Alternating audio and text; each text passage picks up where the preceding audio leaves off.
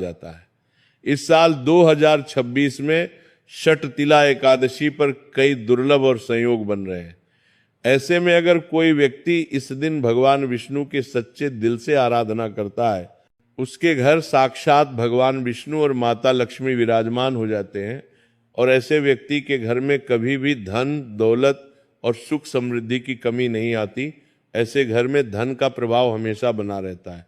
जिस व्यक्ति के घर पर भगवान विष्णु और माता लक्ष्मी का आशीर्वाद होता है, उस घर के षटतिला एकादशी पर इस शुभ मुहूर्त में करें भगवान विष्णु की उपासना। क्योंकि भक्तों, इस बार जो एकादशी पड़ने वाली है, यानी कि षटतिला एकादशी को मामूली समझने की भूल भी मत कर। एक तरह से कहा जाए, जीवन से सभी कष्ट, दुख, दर्द नष्ट हो जाते हैं और सुखों की प्राप्ति होती है। आप सभी को माघ के पावन महीने के कृष्ण पक्ष की एकादशी तिथि यानी कि षटतिला एकादशी की अनंत शुभकामनाएं एवं बधाई। भक्तों, आज की यह वीडियो बेहद ही महत्वपूर्ण एवं ज्ञानवर्धक होने वाली है, क्योंकि आज के इस वीडियो में हम जानेंगे कि साल 2026 में पड़ने वाली सभी मनोरथ को पूर्ण करने वाली भगवान श्री हरि विष्णु और माता लक्ष्मी जी की विशेष कृपा प्राप्त करवाने वाली एकादशी किस दिन पड़ने जा रही हैं। 13 या 14 जनवरी। क्योंकि इस बार एकादशी तिथि को लेकर लोगों के बीच काफी असमंजस की स्थिति बनी हुई है। कोई 13 तो कोई 14 जनवरी को एकादशी की सही तारीख बता रहे हैं। ऊपर से इस बार 14 जनवरी को मकर संक्रांति पड़ने की वजह से लोगों के बीच और भी अधिक कंफ्यूजन हो गया है कि एकादशी का व्रत रखे या नहीं, व्रत करें या नहीं और खिचड़ी बनाए या नहीं। क्योंकि एकादशी पर चावल नहीं खाया जाता और मकर संक्रांति का तो दूसरा नाम ही खिचड़ी पर्व। निश्चित रूप से आपकी सारी उलझन, सारा कंफ्यूजन दूर हो जाएगा। भक्तों, धार्मिक मान्यताओं के अनुसार एकादशी तिथि का आगमन होता है तो इसे 2 दिन ही मनाया जाता है।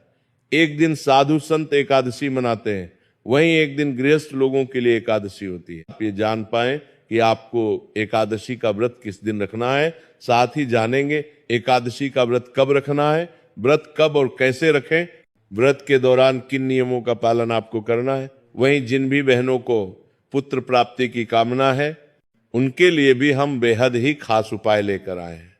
इसके अलावा माघ के इस अत्यंत ही पवित्र महीने की एकादशी के दिन किन चीजों को खाना है और कौन सी चीजें भूलकर भी आपको इस दिन नहीं खानी है। साथ ही हम जानेंगे कि इस दिन आपको किन कार्यों को जरूर करना चाहिए और कौन से ऐसे कार्य हैं जो इस दिन आपको भूलकर भी। शास्त्रों के अनुसार षटतिला एकादशी पर भगवान श्री हरि विष्णु जी को तिल चढ़ाकर उनकी पूजा करने से व्यक्ति के सभी पाप नष्ट हो जाते हैं और व्यक्ति बैकुंठ धाम को जाते हैं। इसलिए इस एकादशी को मोक्ष प्रदायिनी एकादशी के नाम से भी जाना जाता है। माघ माह की इस एकादशी को सभी दोषों को हरने वाली और सभी सुखों को देने वाली एकादशी बताया जाता है। शास्त्रीय मान्यता है कि जो भी व्यक्ति इस एक एकादशी के व्रत को रख लेता है, उसे जीते जी सभी भौतिक सुख सुविधाएं प्राप्त होती हैं। व्रत के प्रभाव से, व्रत के पुण्य से ऐसे लोग 84 लाख योनियों में भटकने की जगह सीधे भगवान के धाम यानी कि बैकुंठ को जाते हैं। इस व्रत की विशेषता बताते हुए कहा गया है कि यदि कोई व्यक्ति किसी कारणवश षटतिला एकादशी का व्रत नहीं भी रख सकता। भक्तों, हमारे शास्त्रों में एकादशी तिथि का महत्व सभी तिथियों में सर्वाधिक बताया गया है। पद्म पुराण के अनुसार यह दिन स्वयं श्री लक्ष्मी नारायण जी को समर्पित माना जाता है और इस दिन पूजा आराधना करना बहुत फलदायी माना जाता है। इसके अलावा षटतिला एकादशी पर पवित्र नदियों में स्नान करना और दान करना भी शुभ माना जाता है, जिससे पापों से मुक्ति मिलती है और पुण्य फलों की प्राप्ति होती है। शास्त्र अनुसार माघ माह के कृष्ण पक्ष की एकादशी तिथि भगवान श्रीमन नारायण को प्रसन्न करने की सबसे उत्तम तिथि है। विष्णु पुराण के अनुसार इस दिन से जगत के पालनहार भगवान श्री हरि विष्णु और माता लक्ष्मी जी की विधिवत पूजा अर्चना करने से एवं कुछ विशेष उपाय करने से व्यक्ति को आजीवन कभी भी लक्ष्मी कृपा से वंचित नहीं रहना पड़ेगा। इस दिन गंगा, यमुना, सिंधु, कावेरी जैसी पवित्र नदी या तालाब में स्नान करना अत्यंत ही पुण्यकारी होता है।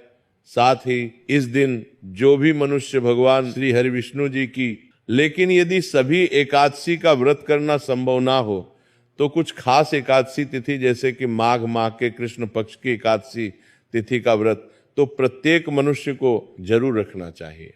वहीं शास्त्रीय मान्यता है कि इस दिन जितना भगवान श्रीमन नारायण पूजा पाठ व्रत उपवास से प्रसन्न होते हैं, उससे कई ज्यादा प्रसन्न सिर्फ इस एक चीज के दान से हो जाते हैं। इसलिए यदि व्रत उपवास करते हैं तो बहुत अच्छी बात है, पर यदि व्रत नहीं भी रखते हैं तो कम से कम शला एकादशी के दिन इस एक चीज का दान अपने और अपने पूरे परिवार की सुख समृद्धि के लिए जरूर करें। भक्तों, इस वर्ष लोगों के मन में इसलिए भी भ्रम बना हुआ है क्योंकि इसी दिन मकर संक्रांति का पावन पर्व भी पड़ रहा है। एक और सूर्य देव का मकर राशि में प्रवेश और दूसरी ओर भगवान विष्णु की प्रिय एकादशी तिथि। ऐसे में कई लोग सोच रहे हैं कि व्रत रखें या संक्रांति का पर्व मनाएं। शास्त्रों का स्पष्ट मत यह है कि जब एकादशी और मकर संक्रांति का संयोग हो तब एकादशी का व्रत प्रधान माना जाता है, क्योंकि एकादशी तिथि भगवान श्री हरि विष्णु को समर्पित 13 जनवरी 2026 को दोपहर 3:17 से होगा और इसका समापन 14 जनवरी 2026 को शाम 5:42 पर होगा। हिंदू धर्म में उदय तिथि को प्रधान माना जाता है, इसलिए शटिला एकादशी का व्रत 14 जनवरी को रखा जाएगा। वहीं भक्तों, शटतिला एकादशी 2026 का पारण 15 जनवरी गुरुवार को सुबह 7:15 से 9:21 के बीच किया जाएगा, क्योंकि एकादशी तिथि 14 जनवरी को समाप्त होगी और द्वादशी तिथि 15 जनवरी को शुरू होगी, जिसका शुभ मुहूर्त 15 जनवरी को सुबह के समय है। यह व्रत माघ मास के कृष्ण पक्ष में आता है और इस साल मकर संक्रांति के साथ इसका दुर्लभ संयोग बन रहा है।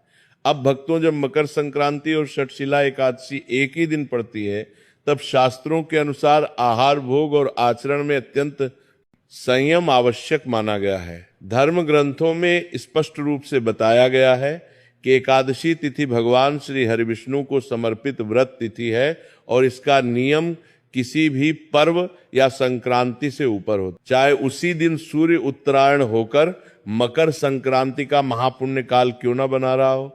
मकर संक्रांति का अपना विशेष धार्मिक महत्व है, क्योंकि इसी दिन सूर्यदेव उत्तरायण होते हैं और दान, स्नान तथा पुण्य कर्म का विशेष फल बताया गया है। किंतु शास्त्र यह भी स्पष्ट करते हैं कि पर्व और व्रत का स्वरूप अलग होता है। संक्रांति पर्व है और एकादशी व्रत तिथि है, इसीलिए व्रत तिथि के नियम पर्व के कारण कभी भंग नहीं होते। इसीलिए जब संक्रांति एकादशी के दिन पड़ती है तब भी खिचड़ी खाने की परंपरा उस दिन लागू नहीं होती और इसे अगले दिन के लिए सुरक्षित रखा जाता है। शटशिला एकादशी का मूल तत्व तिल है, ना कि चावल। इस एकादशी में तिल से स्नान करना, तिल का उबटन लगाना, तिल का दान करना, तिल का दीपक जलाना और तिल से भगवान को भोग अर्पित करना अत्यंत पुण्यदायक माना गया है। शास्त्रों में यह भी स्वीकार किया गया है कि इस दिन तिल के लड्डू भगवान श्री विष्णु को भोग रूप में अर्पित किए जा सकते हैं, क्योंकि तिल इस तिथि का प्रधान द्रव्य है और ये पापों के क्षय तथा पुण्य वृद्धि का कारण माना, क्योंकि ऐसा करने वाला पाप का भागी बनता है और उसे नरक गति प्राप्त होती है। इसी कारण 14 जनवरी 2026 को जब मकर संक्रांति और शटशिला एकादशी एक साथ हो, उस दिन संयम पूर्वक एकादशी व्रत का पालन करना, तिल का दान और तिल के लड्डू का भोग अर्पित करना ही शास्त्र सम्मत विधि मानी जाती है और खिचड़ी से पूर्णतः परहेज करना चाहिए। शास्त्र ये भी बताते हैं कि एकादशी व्रत का पारण द्वादशी तिथि में सूर्य उदय के बाद किया जाता है, इसलिए 15 जनवरी 2026 को द्वादशी तिथि में स्नान, पूजा और पारण के पश्चात खिचड़ी या चावल का सेवन करना पूर्णतः शुद्ध, उचित और धर्मानुकूल माना गया है। इस प्रकार शास्त्रीय निष्कर्ष यही है कि एकादशी के दिन तिल प्रधान है, चावल वर्जित है और खिचड़ी का सेवन अगले दिन द्वादशी में ही करना चाहिए। यही मार्ग शुद्ध, सुरक्षित और शास्त्र सम्मत। नारायण पूजा पाठ और व्रत उपवास से जितने प्रसन्न होते हैं उससे कहीं अधिक प्रसन्न केवल तिल के दान से हो जाते हैं। इसलिए यदि व्रत उपवास कर पाए तो बहुत उत्तम, अन्यथा कम से कम छठ तिला एकादशी के दिन तिल का दान अपने और पूरे परिवार की सुख समृद्धि के लिए अवश्य करें। भक्तों, इस वर्ष लोगों के मन में भ्रम इसलिए भी है क्योंकि इसी दिन मकर संक्रांति का पावन पर्व भी पड़ रहा है। एक ओर सूर्य देव का मकर राशि में प्रवेश, दूसरी ओर भगवान विष्णु की प्रिय एकादशी तिथि। ऐसे में कई लोग सोच रहे हैं कि व्रत रखें या संक्रांति का पर्व मनाएं। शास्त्रों का स्पष्ट मत है कि जब एकादशी और मकर संक्रांति का संयोग हो तो एकादशी का व्रत प्रधान माना जाता है, क्योंकि एकादशी तिथि भगवान श्री हरि विष्णु को समर्पित है, जबकि संक्रांति सूर्य देव का पर्व है।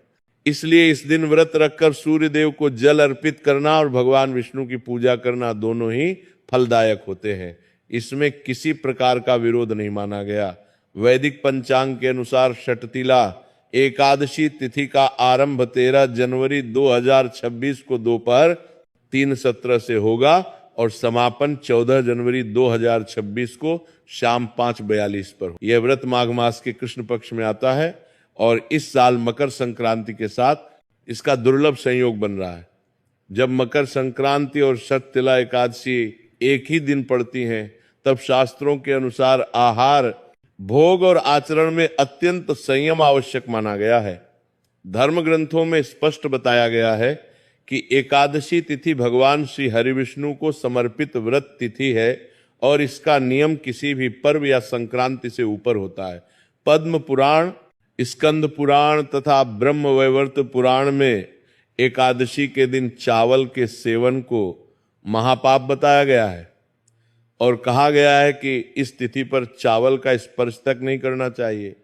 शास्त्रीय मान्यता है कि एकादशी के दिन चावल में पाप तत्व का वास होता है, इसलिए खिचड़ी, भात या चावल से बना कोई भी पदार्थ इस दिन ग्रहण नहीं किया जाता, चाहे उसी दिन सूर्य उत्तरायण होकर मकर संक्रांति का महापुण्य काल क्यों ना बना रहा हो।